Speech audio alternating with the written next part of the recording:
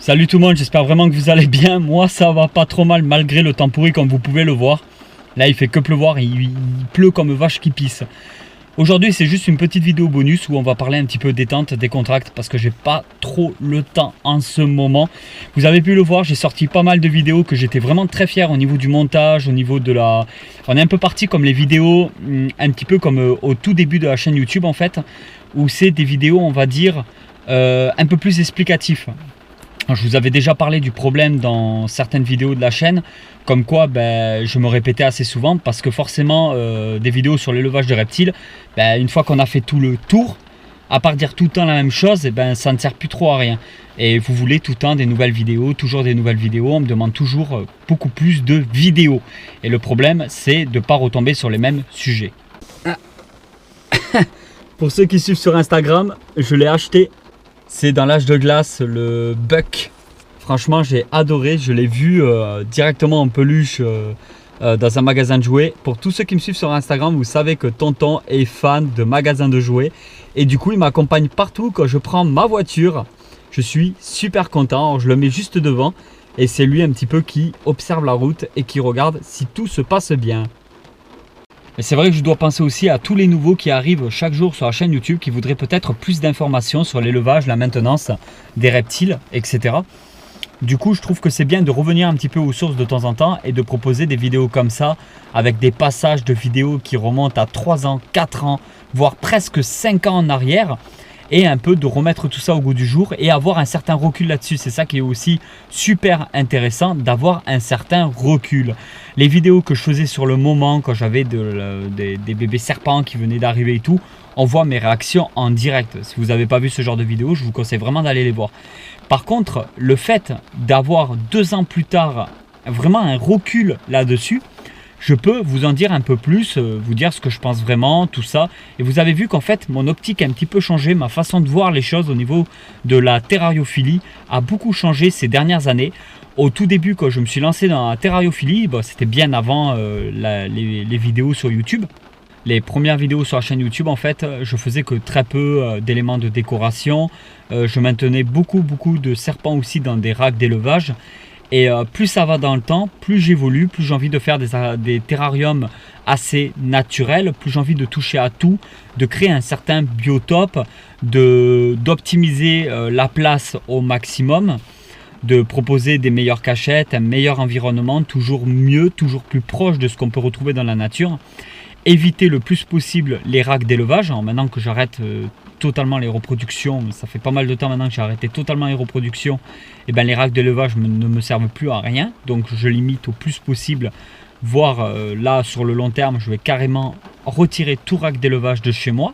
J'ai commencé à le faire progressivement pour un meilleur environnement, des meilleurs terrariums. Voilà, c'est pas que je suis contre les racks d'élevage et tous ces trucs, c'est surtout que je vois plus du tout la terrario comme ça. Et en fait je la vois totalement différemment. Et c'est un peu toutes les passions, je pense que c'est pareil, il y a plusieurs styles différents d'aborder les choses, un peu comme dans les tatouages.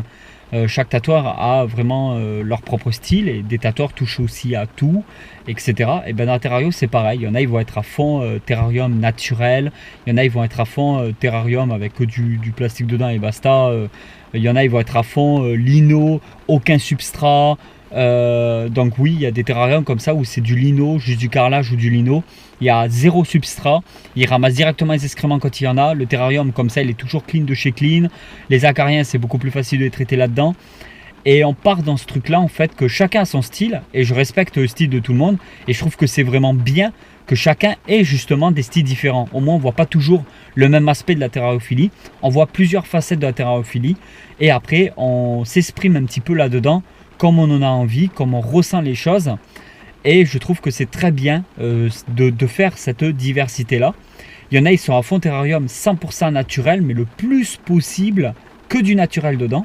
Et moi, de mon côté, c'est pas trop mon truc non plus de taper dans le 100% nature. On maintient nos animaux en captivité, donc je pense qu'il faut un minimum aussi de captivité là-dedans. Mais j'ai beaucoup changé ces dernières années. J'essaie de vous proposer des meilleurs formats. Il y a une grosse période en fait sur YouTube, il y a 2 ans en arrière à peu près, où je trouvais pas mon style, je savais pas trop où j'allais sur YouTube, comment j'allais faire, comment fonctionne YouTube, comment je me posais vraiment beaucoup de questions. Et vraiment, YouTube, c'est quelque chose qui m'a apporté énormément. Et je suis content aujourd'hui de tourner cette petite vidéo pour vous faire partager un petit peu ce sentiment-là, de renouveau, de remise en question, où j'ai envie de faire un peu plus de choses qui me font beaucoup plus plaisir, de laisser tomber vraiment tout le côté insulte, tout le côté... on m'avait critiqué à l'époque parce que je faisais pas mal de demandes de likes et tout dans les vidéos, je demandais de temps en temps des likes. Et en fin de compte, pendant plus de 2 ans, j'ai totalement arrêté de demander des likes. Et on m'a critiqué sur autre chose, etc., etc. Et en fait, quoi qu'on fasse, quoi qu'on dise, il y aura toujours quelqu'un pour nous haïr, pour nous détester, pour nous critiquer. Franchement, les youtubeurs, il y en a certains très connus qui ont passé des étapes de leur vie avec tellement d'insultes, tellement d'injures, tellement de personnes qui les critiquaient. Et certains sont passés au-dessus de tout ça et ont su se développer derrière. Et je trouve que c'est vraiment bien de passer un petit peu au-dessus de tout ça et prendre juste uniquement plaisir à tourner des vidéos. Je trouve que c'est énorme. Si tu veux mettre un like ou pas, c'est vraiment pas grave, on s'en fout pour cette vidéo-là. Mais je te dis à très vite pour une nouvelle vidéo. Voilà, c'était la petite vidéo bonus de la journée. Allez tout le monde, ciao ciao!